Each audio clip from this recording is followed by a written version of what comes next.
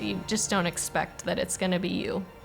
I mean, you hear about it, it's a common thing. A lot of people go through cancer, but you never think it's really gonna be you. And then it's like, oh, wow, this is happening to me. The reality hits when you get the call that says, we biopsied it and you've got cancer. I wasn't devastated or anything. I just, just matter of fact, let's get it done.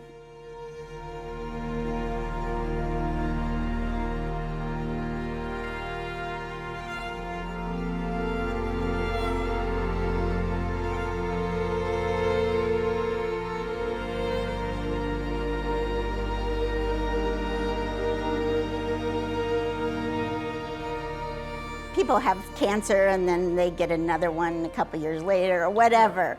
But I don't know anybody that has 3 all at one time. I was first diagnosed with breast cancer, stage 1 breast cancer. And then I was diagnosed with Hodgkin's lymphoma, stage 2. And then I also had a tumor in my appendix. Janelle sent me a text just saying, that the diagnosis was breast cancer, and then came home that day, and it wasn't like a ton of bricks had fallen on us, but it was more, we know what it is, let's just start the process. It was caught early. I was just really lucky because I can live without an appendix and part of a breast and a couple lymph nodes. So as long as we get the cancer cleared up, it really was pretty remarkable that none of them were serious, I would say, really serious. Women are supposed to do self-breast exams, and I had just felt kind of a ropey lump in my left breast. I did a double mastectomy and 25 rounds of radiation for that. And then the second time around was here in 2023. I had a little lump kind of in the left side of my neck and just a lymph node that I thought had been there a while and was kind of suspicious. So I kind of suspected that my cancer may have come back, and indeed it did. The PET scan showed that it was in multiple lymph nodes and kind of around the chest area. So I did a total of 18 rounds of chemo. So yeah, that was a lot. I could just feel an uneasiness in my groin area. It didn't feel right. And I still remember my meeting with Dr. Deitch. He proceeded to tell me what that was gonna feel like, which was kind of a whirlwind for a male when you're starting to think about you're gonna have to have a testicle removed, because it was detected early and removed, instantly.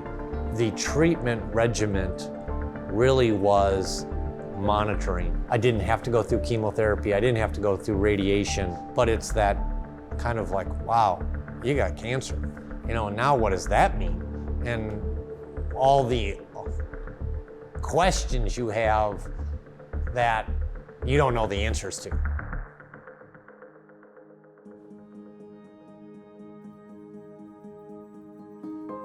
We have experience with 8 different hospitals for our son. He received care all over the country.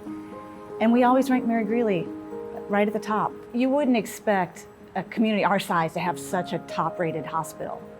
But when we compare it to all the facilities that we've been to, and we've had a lot of treatment at Mary Greeley and McFarland Clinic, it ranks right up there. I would suggest anybody who has cancer or has to go through a cancer journey to look into Bliss, because the care has been tremendous. It's just a real blessing to be able to walk through with patients, help them know what to expect, be with them along the way as they go through treatment. We get to know each other pretty well because we see each other on a fairly regular basis or talk on the phone. I also get to know their spouse or family members at times and know what matters to them, so I know how to best help them.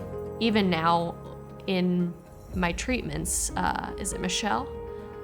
She stops in and checks on me almost every time I'm in there and just has a conversation with me about how are you doing and is there anything you need? Oftentimes pull me aside and say, hey, look me in the eye and say, how are you doing? And that meant a lot. They deal with these kind of things all the time at Bliss. It allowed me to be able to work almost to the end. That turned out to be really the best decision to have the treatment here in Ames. The support of the community is really what lets us help patients the way that we do, whether it be our appointments for navigation and genetics at no cost for patients. Even oncology nutrition is a service that is very rarely covered by insurances.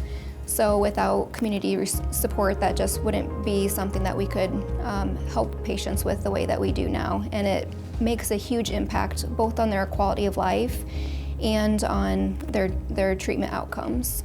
I'm pretty blessed to have such a wonderful place to go to get care, like at the tip of my fingers, you know, and I know I'm gonna get good care there. I don't ever doubt that.